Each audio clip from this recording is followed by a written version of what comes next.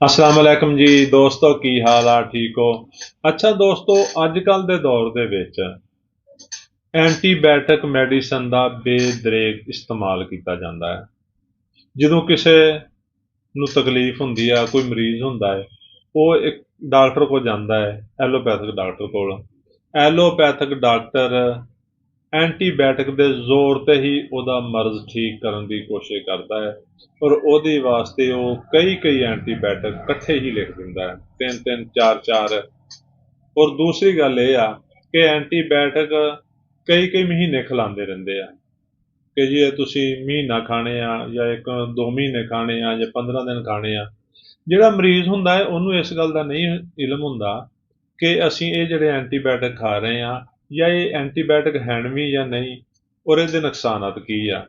ਤੇ ਦੋਸਤੋ ਐਂਟੀਬਾਇਓਟਿਕ ਦੇ ਇੰਨੇ ਜ਼ਿਆਦਾ ਨੁਕਸਾਨਾਤ ਹੁੰਦੇ ਨੇ ਕਿ ਅਗਰ ਇੱਕ ਮਰਜ਼ ਠੀਕ ਹੋ ਜਾਵੇ ਤੇ ਦੋ ਨਾਲ ਮਜ਼ੀਦ ਸ਼ੁਰੂ ਹੋ ਜਾਂਦੇ ਨੇ।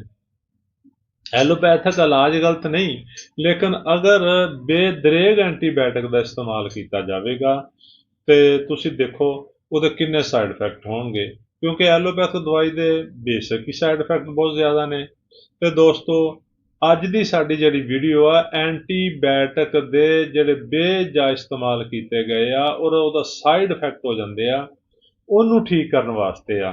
ਹੋਮਿਓਪੈਥਿਕ ਰੈਮਡੀ ਐਸੀ ਰੈਮਡੀ ਹੈ ਕਿ ਉਹ ਐਂਟੀਬਾਇਓਟਿਕ ਦੇ ਨਾ ਸਿਰਫ ਸਾਈਡ ਇਫੈਕਟ ਨੂੰ ਠੀਕ ਕਰ ਸਕਦੀ ਆ, ਬਲਕਿ ਉਹ ਐਂਟੀਬਾਇਓਟਿਕ ਦੇ ਅਸਰਾਤ ਨੂੰ ਵੀ ਖਤਮ ਕਰ ਸਕਦੀ ਆ।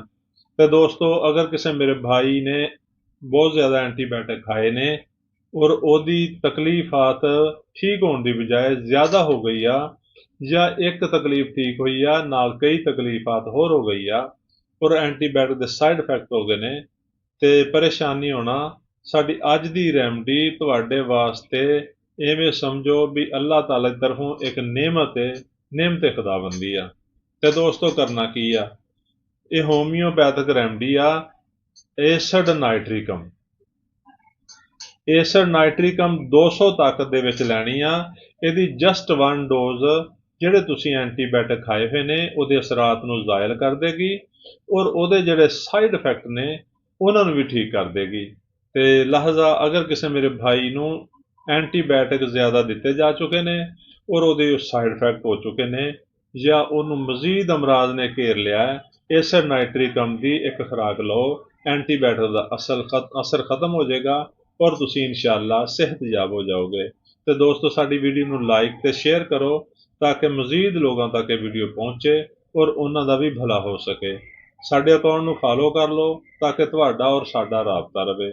ਸ਼ੁਕਰੀਆ, ਅੱਲਾਹ ਹਾਫਿਜ਼।